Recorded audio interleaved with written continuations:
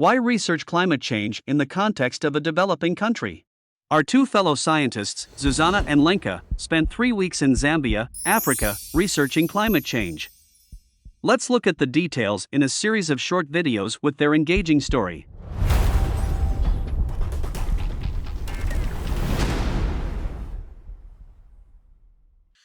Why do research in Zambia? Zambia is one of the least developed countries, which means that according to classification of the World Bank, it belongs amongst the poorest countries in the world.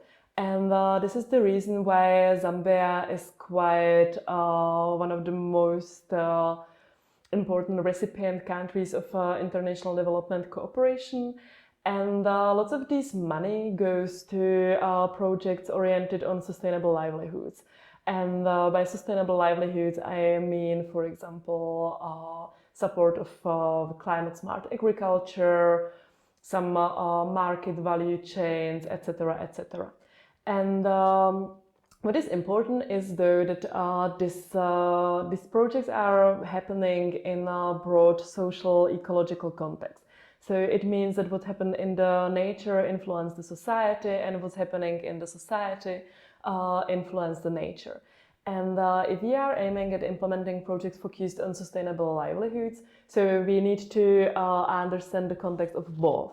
So we need to understand the natural conditions, but also we need to understand the societal conditions.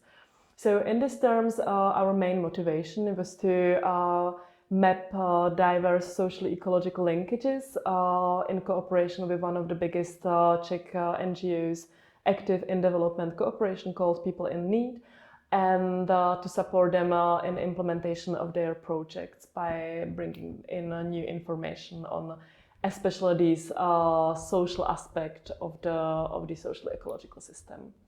Is it typical to do social science research with an international development cooperation? Indeed. For case of Czech Republic is not that common. The assistance is very often, the assistance provided by the academia is very often through some, let's say, technical projects. So academia advising NGOs in how to implement different agricultural practices or how to establish fish ponds, etc., etc.